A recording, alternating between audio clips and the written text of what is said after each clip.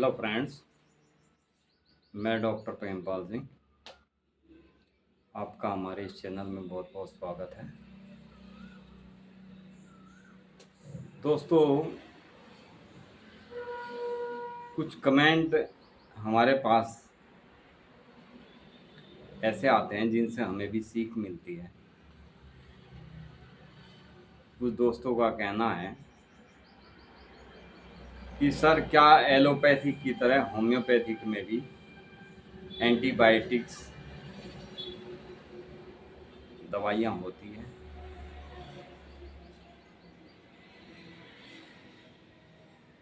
Homeopathic में antibiotics medicine से भी ऊपर दवाई होती है, जो एंटीवायरल दवाई होती है। हमारी बॉडी के अंदर किसी भी किस्म का वायरस हमारे शरीर को यदि नुकसान पहुंचाने का कार्य करता है, तो उस वायरस को जड़ मूल नष्ट करने के लिए होम्योपैथिक की मेडिसिन बहुत ही बेस्ट मेडिसिन समझी जाती है। जब तक हम जागेंगे नहीं तो किसी चीज़ के बारे में कैसे समझ पाएंगे? नॉलेज कैसे होगी? तर्क वितर्क बहुत ज़रूरी चीज़ है। जैसे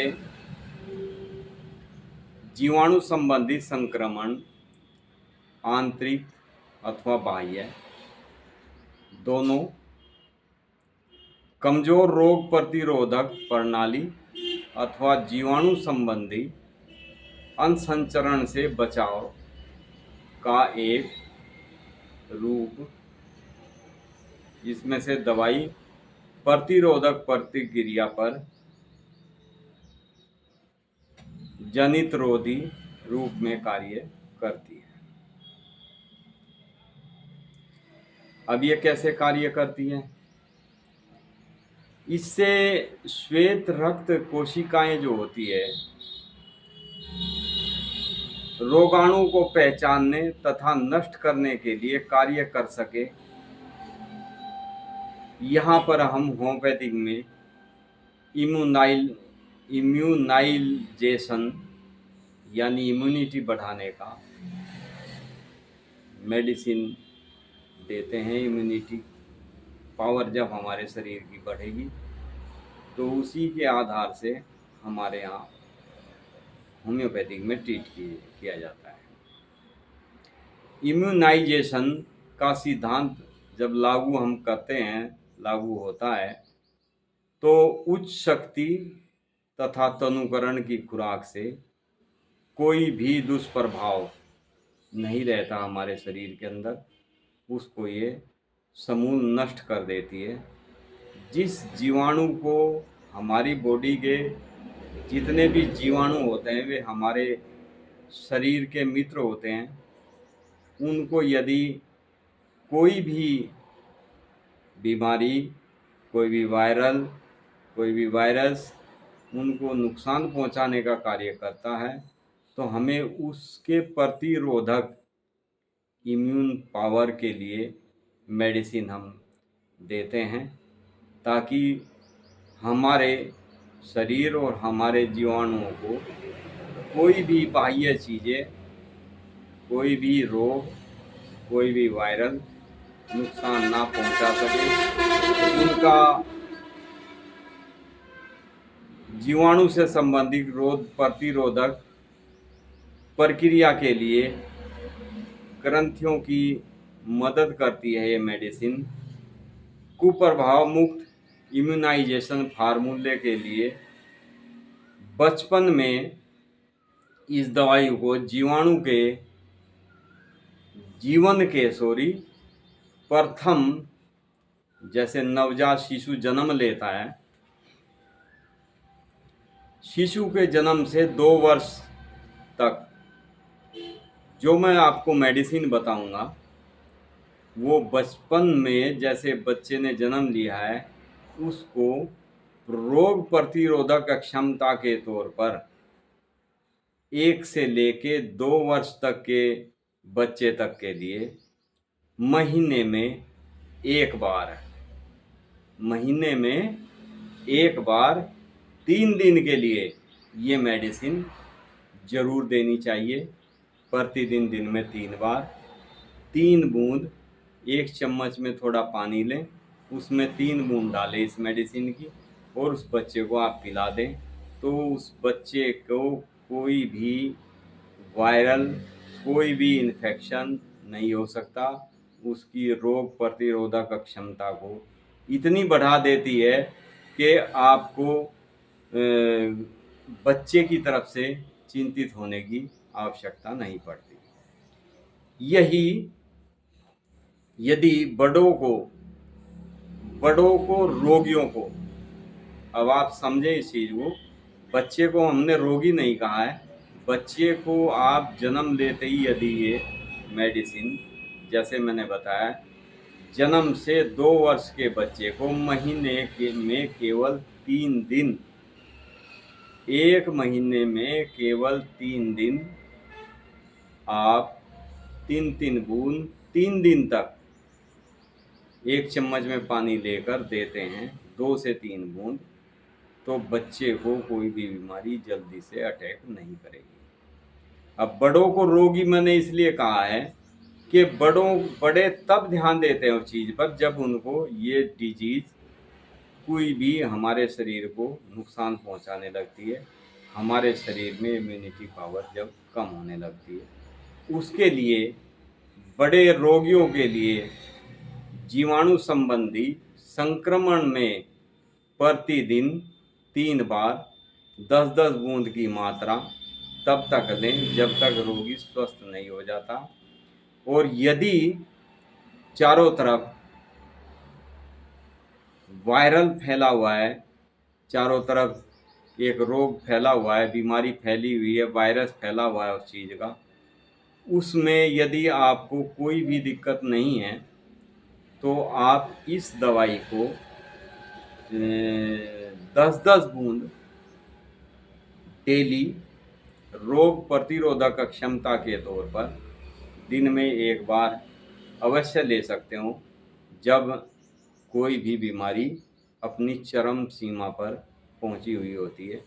जैसे आजकल सुनने में आ रहा है बहुत ज़्यादा बड़े शहरों में चिकन पॉक्स बहुत ज़्यादा फैल रहा है, तो ये मेडिसिन किसी भी किस्म का वायरस यदि फैला होता है उसमें तुरंत के तुरंत लाभ देने का कार्य करती है।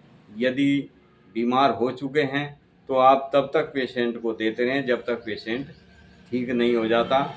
यदि किसी को कोई दिक्कत नहीं है तो आप रोग प्रतिरोधक क्षमता के लिए 10-10 बूंद इस दवाई की दिन में 1 बार केवल लेते रहें, तो आपको कोई भी बीमारी जल्दी से अटैक नहीं करती। रोग के कारणों का इतिहास त्वचा पर और हमारी आंतों पर सबसे पहले ये प्रभावित कर होते हैं। सभी प्रकार के जीवाणु हमारी आंतों में होते हैं। ये जीव अपने मनुष्य रूपी साथी के साथ साथी कहें तो कोई औचित्य नहीं है, मानव शरीर को रोग प्रतिरोधक क्षमता जीवाणु को नियंत्रित रखने के लिए होते हैं। अतः ये पाचन, अवशोषण तथा विष विरोधी कार्यों में सहायता दे सकते हैं। फ्रेंड्स, जो ये मेडिसिन है इतनी उत्तम मेडिसिन है, इसमें हमारी होम्योपैथी की जितनी भी रोग प्रतिरोधक क्षमता की इम्यूनिटी पावर की मेडिसिन होती है सब इसमें कॉम्बिनेशन किया हुआ है। ये हम यदि इसको मेडिसिन को आपको अलग अलग बताएं तो शायद आप इस कॉम्बिनेशन को तैयार नहीं कर पाएंगे, इसलिए मैंने एक जर्मनी की मेडिसिन है हमारे यहाँ, वो आप लोगों को मैं बताऊंगा। वो मेडिसिन आप अपने घर में अपने मेडिसिन बॉक्स में ज़रूर रखें। जीवाणु अनेक आवश्यक प्रक्रिया हमारे शरीर में प्रदान करते हैं तथा अस्तित्व के लिए बहुत ही आवश्यक होते हैं जीवाणु हमारे शरीर में। एंटीबायोटिक्स या प्रतिजैविक पदार्थ बिना रोग प्रतिरोधक प्रक्रिया के लाभ दिए बिना इन जीवाणु पर प्रत्यक्ष प्रहार करते हैं। यदि आपको कोई भी बीमारी नहीं है या आपको हल्का सा जुकाम हुआ या हल्का सा आपको थकान की वजह से फीवर हुआ, आपने एंटीबायोटिक्स ले ली, तो वे क्या काम करते हैं, हमारी आंतों के अंदर, हमारे बॉडी के अंदर हमारे जो जीवाणु जो हमारे सहसहायक होते हैं, ये एंटीबायोटिक्स उनको बहुत ही ज़्यादा नुकसान पहुंचाती है, उनको कमज़ोर करती है, उनको बीमारी से लड़ने की उनकी इम्यूनिटी पावर को कमज़ोर कर देती है और मरीज़ को अक्सर यदा-कदा, जैसे एग्ज़ाम्पल के तौर पर मान लीजिए किसी को जुकाम हुआ, हर हफ्ते होता रहता है, तो उसकी ये इम्यूनिटी पावर कमज़ोर हो जाती है। जुकाम के साथ साइनस हो जाता है, माइग्रेन हो जाता है, हेडेक बना रहता है, श्लेष्मिक झिल्लियों में सूजन आ जाती है। तो ये इन चीज़ों को यदि हम हद से ज़्यादा एंटीबायोटिक्स लेते हैं, उन्हें ये हमारे शरीर में उनका बहुत ही ज़्यादा नुकसान होता है। बहुत ही हार्मफुल ये मेडिसिन होती है एंटीबायोटिक्स। तो फ्रेंड्स, हमारे यहाँ एंटी बैक्टीरिया रोधक मेडिसिन है। ये मेडिसिन हमारे यहाँ जो आती है R86 नंबर के नाम से आती है। इसकी, जैसे मैंने उपरोक्त आपको बताया है, बच्चे को यदि जन्म लेते ही आप 2 से 3 बूंद 2 साल तक एक बार रोज़ एक डोज देते रहेंगे, तो बच्चे की इम्यूनिटी पावर दिन प्रतिदिन बढ़ती चली जाती है। बच्चे को कोई भी बीमारी जल्दी से अटैक नहीं करती। यदि लगे कि बच्चे को बीच में कोई दिक्कत हो जाती है, तो आप वही मैंने आपको जैसे बताया है, दिन में 3 बार आप दे सकते हैं। मात्रा बच्चे के लिए यही है, 2 से 3 बूंद। बड़ों के लिए, जैसे कोई वायरस फैला हुआ है, कोई बीमारी फैली हुई है, कोई वायरस बहुत ज़्यादा अपने चरम पे फैला हुआ है, तो उसमें आप इसकी 10-10 बूंद दिन में, यदि हो चुका है तो दिन में 3 से 4 बार आप 10-10 बूंद लें। यदि नहीं हुआ है तो रोग प्रतिरोधक अक्षमता के लिए आप दिन में 1 बार 10 बूंद की मात्रा अवश्य लें इस मेडिसिन की। बहुत ही पावरफुल, बहुत सुंदर मेडिसिन है। फ्रेंड्स, ये कुछ मैंने आपको एंटीबायोटिक्स के नुकसान और हमारे जीवाणुओं को हमारे शरीर में, हमारे अपने जैसे हम शरीर का ध्यान रखते हैं, उनका ख्याल रखना भी हमारा कार्य है, क्योंकि वे हमारे शरीर को नवजीवन प्रदान करने का कार्य करते हैं। तो उनको जीवित रखना हमारे लिए इतना ही आवश्यक है जितना हम अपने आप को जीवित रखने की कोशिश करते हैं। वे जिंदा हैं तो हम जिंदा हैं। तो फ्रेंड्स, ये मेडिसिन बहुत ही अच्छी मेडिसिन है। इस मेडिसिन में बहुत ज़्यादा कॉम्बिनेशन है कई मेडिसिन के, जो विशेषकर हर बीमारी के लिए रोग प्रतिरोधक क्षमता बढ़ाने के लिए दी जाते हैं, इम्यूनिटी पावर बढ़ाने के लिए दी जाती है। वो हर उसमें ये कार्य करने में अकेली मेडिसिन काफ़ी सक्षम है। उसके बावजूद भी, जैसे आजकल चिकनगुनिया चल रहा है, उसके लिए अलग भी मेडिसिन है। हम नेक्स्ट वीडियो में आपको चिकन पॉक्स, चिकनगुनिया, इसके चिकन पॉक्स के बारे में आपको बहुत ही बेस्ट मेडिसिन के बारे में बताएंगे, जिनको जिस क्षेत्र में यदि ये बीमारी फैल चुकी हो और किसी को भी हो गई हो, तो ये दवाई के तौर पे आपको लेनी है, वरन आपको सिर्फ 1 डोज रोग प्रतिरोधक क्षमता के रूप में उसको लेना होगा। उसके लिए मैं विस्तार से आपको बताऊंगा।